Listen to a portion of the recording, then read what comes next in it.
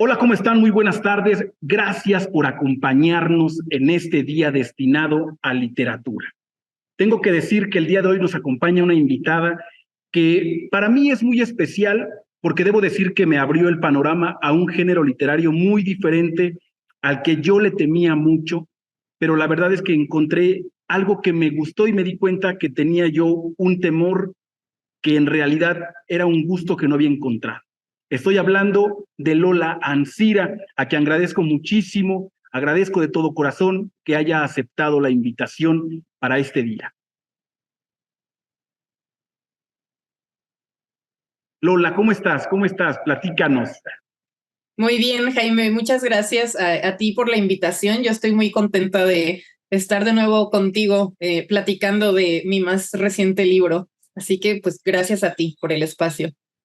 Fíjate que tengo que decir que justamente ahora de la obra maestra que vamos a platicar, que es Despojos, tengo que felicitarte mucho y me sigo preguntando justamente si en una vida pasada no eras psicoanalista o algo por el estilo, porque tienes un trabajo con emociones, con el inconsciente, con el colectivo de las masas a nivel mundial, pero en este caso nacional, que es un pesar muy grande.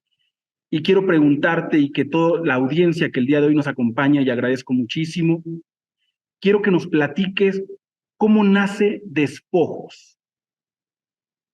Despojos lo planteé como un proyecto porque apliqué para la beca del FUNCA y mi idea era escribir 10 cuentos que estuvieron relacionados con distintos tipos de violencia social, de violencia doméstica principalmente, con también violencia de género, con los feminicidios. Entonces, después como de tantos años de estar viendo noticias, de estar pues sufriendo directamente todo lo que está sucediendo en nuestro país, que es básicamente una tierra hostil con las mujeres. Yo quería escribir desde, bueno, más bien quería pronunciarme desde mi trinchera, que es la escritura, y escribir en torno a todos estos temas que como sociedad nos atraviesan directamente. Lo planteé entonces como 10 cuentos que están, ya lo mencionaba, cada uno centrado en un tipo de violencia distinto. También quería trabajar con distintos estratos sociales. Tenemos desde una comunidad triqui en Oaxaca hasta una familia de nivel alto en el norte del país. Entonces quería como tener un espectro, perdón, muy amplio para poder trabajar estas situaciones también desde distintos ángulos, desde distintas perspectivas, desde distintas voces sobre todo. Y pues lo que hice también fue contextualizar cada cuento en un escenario distinto. Tenemos está Querétaro, por ejemplo, está Oaxaca, ya lo mencionaba, está la Ciudad de México, tenemos distintos estados con distintas familias que viven estas situaciones de violencia de formas pues muy diferentes. Y lo que quería mostrar era eso, era cómo como sociedad nos afecta directamente, aunque no tengamos un familiar que haya sido víctima, y también qué pasa cuando las víctimas se vuelven victimarios. Entonces, no sé si en mi vida, en alguna vida pasada fui psicoanalista o psicóloga, pero sí me tocan muchísimo esos temas y me llaman mucho. Entonces, lo que hago siempre es una investigación exhaustiva sobre lo que quiero narrar, sobre lo que quiero contar para que resulten verosímiles las historias. Y bueno, este libro también es especial porque yo escribo literatura fantástica, pero ahora me estoy enfocando en temas mucho más realistas. Entonces, también estuve investigando mucho sobre noticias, sobre casos reales. Todos los cuentos están basados en casos reales y pues juego también con la ficción. Pero pues en sí son cuentos muy realistas y muy crudos también sobre lo más oscuro que vivimos como sociedad actualmente. Justamente el juego que manejas en la literatura con lo realismo y con la ficción es como lo marca justamente que la fantasía es el mecanismo de defensa para no llevar al acto, pero tú usas la ficción para no llegar al acto.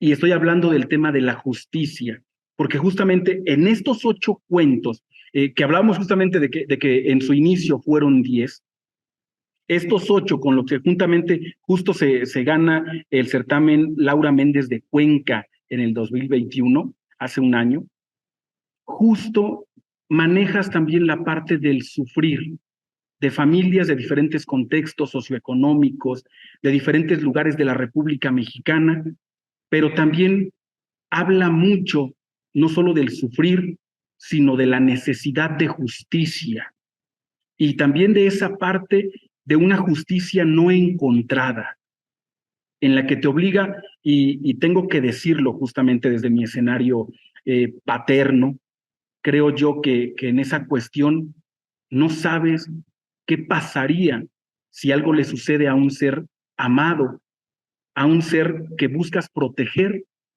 y de pronto no lo encuentras. Y es lo que sucede en estos 8 cuentos. No solamente la cuestión de buscar justicia, sino también de asimilar que esta es la realidad que existe, en la que estamos viviendo. ¿Cómo logras conectarte con estas historias, Lola? Hablando de investigación, ¿cómo buscaste y cómo encontraste estos temas tan delicados? Uy, pues precisamente lo que mencionas sobre la justicia, uno de los temas centrales también del proyecto en general es un término que en sociología es anomia y tiene que ver con la ley, cuando el castigo más bien no es correctamente aplicado o cuando hay una falta de castigo completamente. Entonces, este término lleva a la búsqueda de justicia por mano propia y en este sentido hay varios cuentos que tratan sobre más que justicia, sobre venganza. Y era precisamente lo que yo pensaba, planteándome estas cuestiones. Tenemos, por ejemplo, el primer cuento que habla sobre la desaparición forzada. ¿Qué pasa también con las familias? ¿Qué pasa con las víctimas secundarias? ¿Qué pasa con los padres, con los hermanos de estas personas que son secuestradas, que terminan en una fosa clandestina? Lo que yo quería trabajar eran esas emociones. ¿Qué pasa con las personas que sufren estos duelos y cómo los confrontan o cómo los llevan a cuestas o cómo tratan de lidiar con ellos? Muchas veces es algo que no se puede hacer. Y lo que yo quería empezar a trabajar y a reflexionar en torno a todo esto era precisamente las desapariciones forzadas. El primer cuento va sobre las rastreadoras y sobre este, digamos, nuevo oficio en un país de fosas clandestinas. ¿Y qué pasa también cuando la justicia te arrebata tu identidad y la justicia decide quién puede retomar su identidad o quién termina en el anonimato completamente? Entonces, son temas muy rudos, pero precisamente leí un montón de entrevistas, leí un montón de casos y me basé, como ya lo decía, en casos reales. En este caso fue las rastreadoras en Sinaloa, y me enfoqué en hacer una protagonista que está basada en una de las primeras rastreadoras de Sinaloa y cómo buscan los restos de sus seres queridos, porque también muchas veces dicen, ¿no?, que es mejor no saber qué fue lo que sucedió, porque cuando ya tienes un cadáver, entonces ya no hay más que buscar, ¿no? Pero cuando está desaparecida la persona, hay una, digamos, ínfima posibilidad, pero aún así existe, de que siga con vida en alguna parte. Entonces, pues empezando con todos estos temas que son como pues muy, muy profundos y muy delicados, fue que empecé a armar el proyecto. Después tenemos un cuento que habla sobre secuestro infantil. Yo no tengo hijos, pero uno de mis tutores me dijo, después de leer ese cuento, me dijo, ¿cómo le hiciste? ¿Tienes hijos? Y le dije, no, y me dice, precisamente como tú, ¿no? ¿Cómo logras plasmar ese sentimiento de un padre cuando pierde a un hijo y cuando no sabe dónde está y cómo confrontar eso? Entonces, yo también trataba de buscar respuestas, digamos, o la forma en la que yo confrontaría estas situaciones si yo fuera madre o padre y me secuestraran a un hijo. Entonces, yo creo que todo parte de la empatía, de ponerme en el lugar de las víctimas, ya decía, de las víctimas secundarias, y de pensar también qué haría yo en esa situación.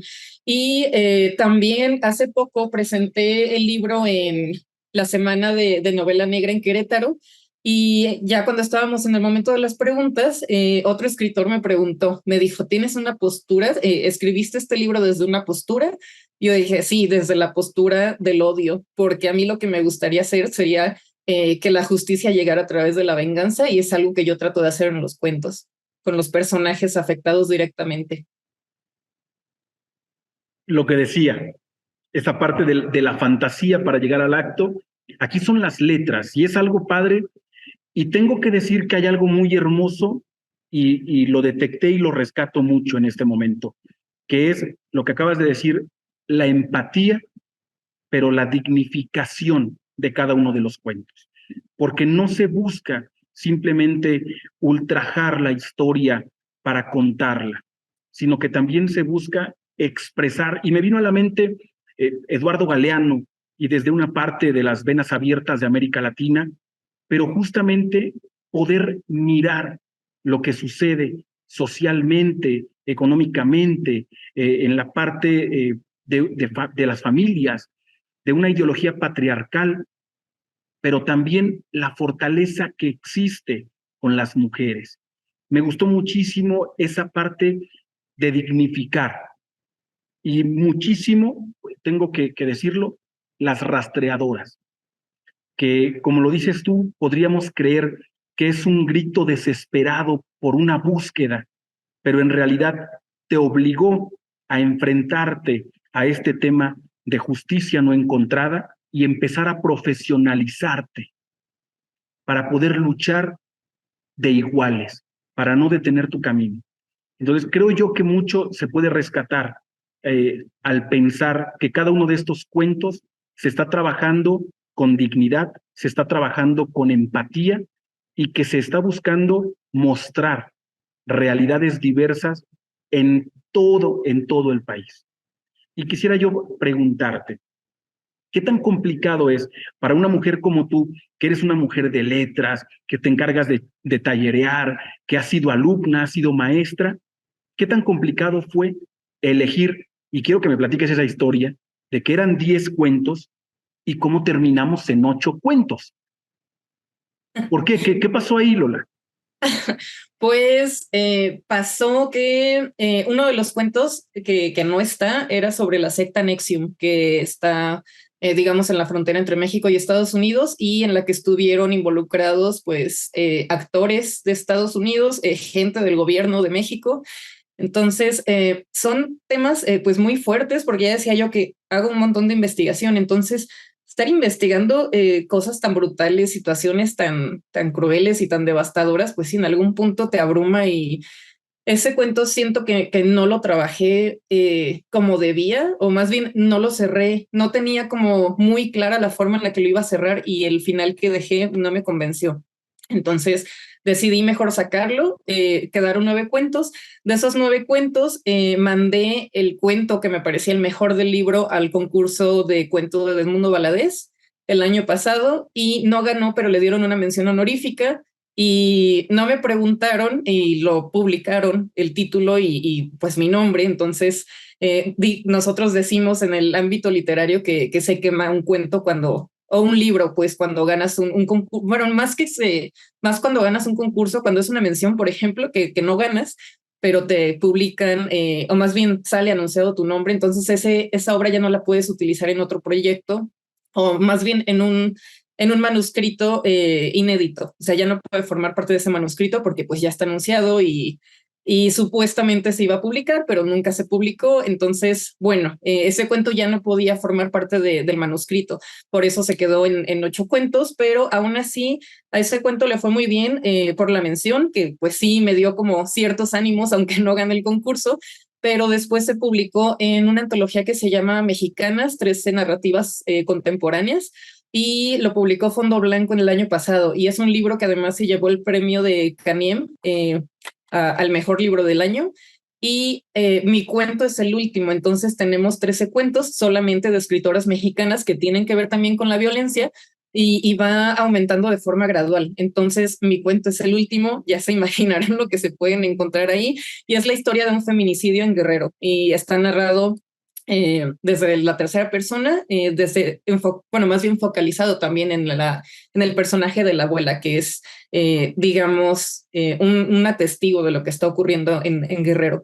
Y después se publicó en el portal de Aristegui Noticias, que también me da mucho gusto que esté ahí. Se llama Oficio de Difuntos, y lo pueden encontrar si lo googlean, Oficio de Difuntos Lola Ancira, seguro les va a salir la página de Aristegui, y ahí se puede leer en línea.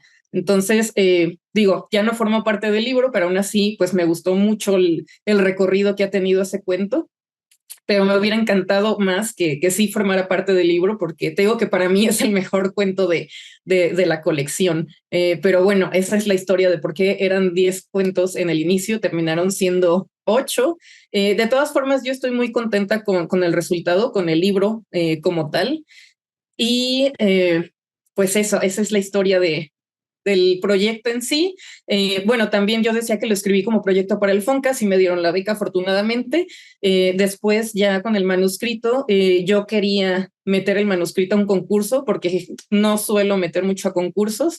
Metí a varios concursos que no gané el año pasado hasta que gané el Laura Méndez de Cuenca ya hace un año, por noviembre más o menos del año pasado. Fue la premiación y todo. Y pues la edición está preciosa. Aquí tengo mi ejemplar. Y pues está súper bonita la edición. Y pues nada, el único problema es que pues está editado por el FOEM eh, y, y pues no se puede conseguir muy fácilmente, pero tengo entendido que en Toluca sí se puede comprar, están en ferias, también van a estar en la Feria de Minería, lo vamos a presentar en la Feria del Libro de Guadalajara también en unas 2 semanas, ya casi, y ahí también se va a poder comprar. Entonces, pues sí hay como puntos específicos donde se puede conseguir el libro. Pero hay algo muy hermoso y es que tu libro ha sido recibido de una manera muy calurosa. Si no me equivoco, en el propio FOEM es de los 5 libros mejor recibidos. Ajá. Así que creo que ha sido un tema bastante fuerte, ha sido un tema bastante, híjole, te mueve todas las entrañas, pero creo que es un tema actual y creo que es un tema en el que todos nos sentimos identificados porque todos tenemos una historia o nos contaron o nos platicaron o alguien alrededor. Y creo que justamente es como que esa sororidad que se suma, porque yo lo leo y por lo que empiezo a conocerte, tienes una línea de lucha como mujer muy fuerte.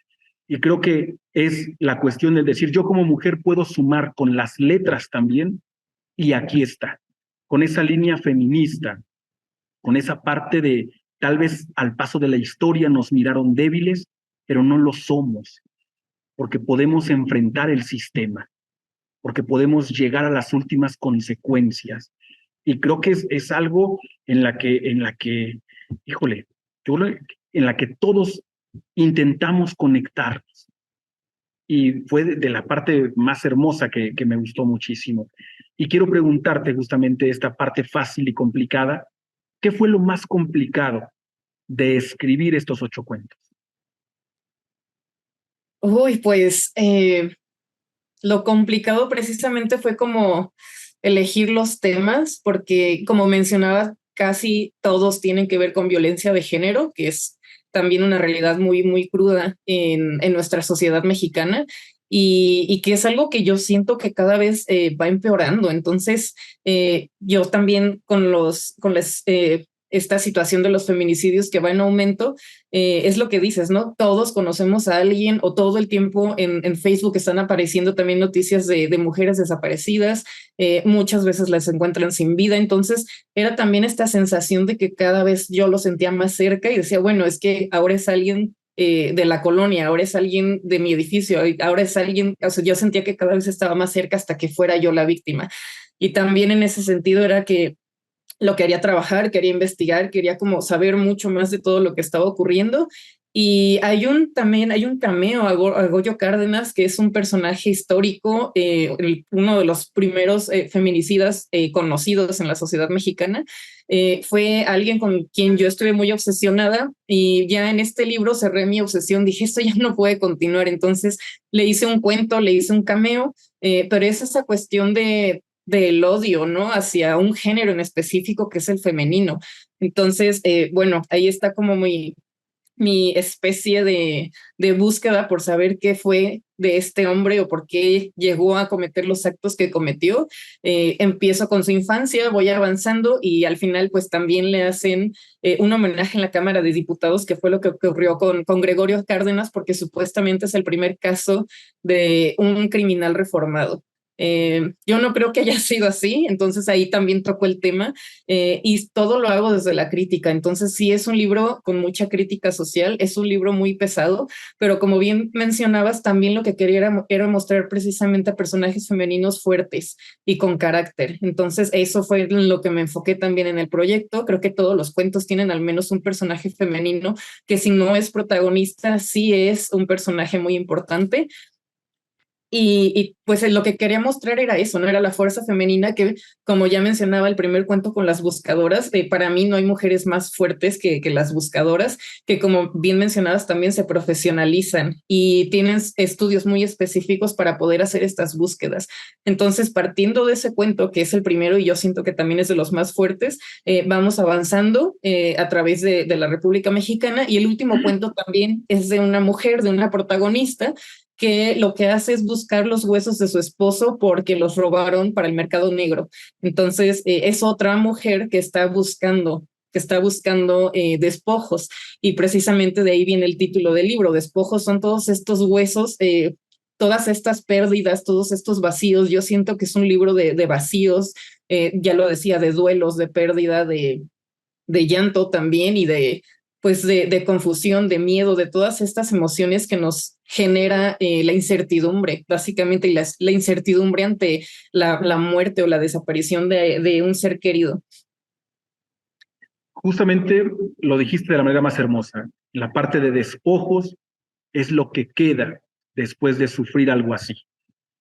Es como cuando dicen, en esto me convertí. Y creo que así es como lo marca. Lola, estoy seguro que no es una literatura para niños, es para jóvenes adultos, pero te voy a decir algo, y lo voy a decir aquí justamente porque es algo muy hermoso. Hay una telesecundaria con la que trabajamos y yo digo que está rompiendo esquemas en la enseñanza educativa tradicional porque se está acercando a los escritores y está leyendo su obra y están haciendo círculos de lectura y se vuelven booktubers y después entrevistan. Y quiero preguntarte, si los jóvenes leyeran tu libro, ¿qué te gustaría que ellos rescataran de tu literatura? Pues justo me recordaste, tengo un amigo en redes sociales que me compró el libro, porque lo que yo hago también es mover el libro, precisamente porque te comentaba que son pocos los puntos de venta. Entonces yo también me dedico un tanto a la distribución del libro, y él es maestro en una secundaria. Entonces les leyó el primer cuento, perdón, y publicó en Facebook la experiencia y puso que su grupo, que normalmente pues piden permiso para ir al baño y están moviéndose y están hablando y todo, dijo que es la primera vez que estuvieron completamente en silencio y atentos, y que al final no tenían como palabras, no sabían qué comentar del cuento, y se me hizo súper bello que una de sus alumnas dijo, qué bueno que lo encontró. Ya que lean el libro sabrán a qué me refiero, pero cuando puso eso en Facebook yo me conmoví muchísimo, porque es precisamente lo que dices, no son cuentos infantiles, no son cuentos para niños, pero sí para adolescentes, y a mí yo creo que es mi público favorito. Yo no lo escribí teniendo en cuenta un público específico, pero a mí me encanta que los jóvenes se acerquen a mi literatura, porque siento que si no les interesa, si piensan que es aburrido, si dicen, ay, qué flojera estar leyendo, yo siento que puedo aportar algo y mostrarles que la literatura no es tan aburrida como ellos piensan. Entonces, lo que me gusta de acercarme al público joven es el interés, y es un interés real, y además no tienen prejuicios, que es otra cuestión que también me encanta, porque hay muchos adultos que son muy quisquillosos o dicen, ay, no, violencia, ay, ¿para qué leer ficción de violencia si ya vivimos con esta violencia? Y ahí lo que yo respondo, bueno, es que yo intento caracterizar a las víctimas, darles un nombre, darles un pasado, darles una familia, y mostrar que no solamente son una cifra más. Entonces, desde esa perspectiva, yo diría que por eso es importante leer sobre violencia, a pesar de que estemos inundados de ella, porque no es la misma aproximación, y no pensamos lo mismo después de leer un cuento donde se aborda psicológicamente la situación y a profundidad, que nada más ver una noticia donde dice, no, una víctima más de feminicidio, pero no sabemos más, y seguimos avanzando en Facebook y luego sale un meme y nos reímos, y entonces la noticia ya quedó completamente desapercibida. Fíjate que ayer justamente fui parte de una conferencia con una persona supermáster de la NASA, y justamente en esa conferencia me acuerdo que me acerqué solamente a felicitarlo, pero platicábamos y él mencionaba que en el tema de la tecnología estamos acostumbrados ahora a los micromomentos, a estas fugas instantáneas de placer, pero en automático desechas, que ya tomamos el teléfono simplemente por instinto, ni siquiera por necesidad. Lo tomas, no sabes ni qué viste y lo vuelves a regresar. Pero creo yo que tener cuentos, y yo creo que hasta hay muchas personas que mencionan que crear cuentos es lo más difícil del mundo, quien creería que es algo fácil, pero la verdad es que creo yo que es la parte que los jóvenes se toman un espacio, lo pueden leer y se quedan estacionados porque se dan cuenta que no es un micromomento, que la violencia no se normaliza y que la violencia no es simplemente la parte de nuestro entorno que dicen uno más o una más, sino que es el punto del decir, ¿y qué tal si nosotros fuéramos el dueño de ese despojo? ¿Hasta qué momento nos acompañaría ese despojo? ¿O ya sería simplemente nuestro fantasma de por vida? Yo creo que es una parte muy complicada que se tiene que reflexionar y se tiene que tener. Y la verdad es que te aplaudo, Lola. La verdad es que desde la primera vez que te leí, yo te dije que era un temor muy grande por esa literatura, pero me abriste el panorama, la verdad es que algo completamente diferente. El tiempo nos está apretando, Lola, pero me encantaría, por favor, que nos digas, si quisiéramos tu libro y dijéramos, bueno, y si aprovecho y que Lola Ancira me lo pueda firmar, ¿se puede si te buscamos en redes sociales? ¿Cómo te puedo buscar? ¿Cómo te puedo encontrar? Y lo más importante, si te escribo, ¿me contestas? Yo que estoy mirando esta transmisión, ¿qué puedo conocer si quiero acercarme a tu obra? Sí, estoy en redes sociales como Lola Ancira, principalmente uso Facebook e Instagram, y en las dos redes se pueden enviar mensajes. Siempre contesto todos los mensajes, trato de hacerlo a la brevedad. Pero sí, yo me dedico también no solamente a vender este libro, sino a vender también los anteriores. Tengo 4 libros de cuento publicados y los 4 se pueden conseguir conmigo, también con las editoriales que son independientes, pero yo puedo vender, lo que hago también es como vender los 4 libros en paquete, digamos, y los dedico con todo el gusto. Entonces, sí, si me manden un mensaje, si les interesa conseguir mi obra, yo con todo gusto respondo y hago envíos a toda la República. Ya hice envíos también a Perú, a Estados Unidos y a España, entonces ya también hago envíos internacionales.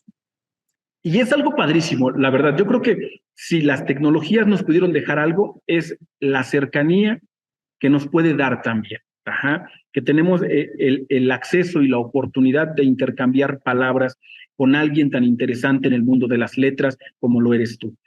Pues, mi querida Lola, el tiempo nos aprieta y nos dice que tenemos que cerrar, no sin antes agradecerte por aceptar esta invitación que Cecilia Machuca y Eduardo Serrano. Debo decirte que Cecilia Machuca es tu superfan, la verdad. Ajá. Entonces, gracias, en verdad, gracias a la Secretaría de Cultura y Turismo del Estado de México y a ustedes, por supuesto, que nos regalan un espacio de su tarde para compartir un momento de literatura, escuchando de voz de la escritora y de una gran escritora como lo es Lola Ancira. Lola, por favor, las últimas palabras son tuyas para tu público. Muchas gracias, Jaime. Gracias a Ceci también, que me estuvo buscando para poder pues ponernos de acuerdo para la presentación. Gracias a todos los interesados, gracias a la Secretaría también por el espacio. Gracias, Jaime, siempre por tus palabras, de verdad, por tu lectura tan atenta. Y pues solo comentar que yo me debo a los lectores, entonces por eso a mí me encanta que me escriban, que me digan también qué les parecieron los libros, porque es muy especial la perspectiva que tiene cada lector, porque son muy distintas las experiencias de lectura. Entonces yo feliz de la vida de que me contacten para buscar los libros, pero también para que me cuenten qué les parece lo que leyeron. Y pues nada, gracias de nuevo. Muy bien, muchísimas gracias. Cuídense mucho, abríguense por favor, que ya empieza a sentirse este calorcito, este frío de diciembre que nos acerca a Navidad. Cuídense mucho, hasta la próxima, nos vemos.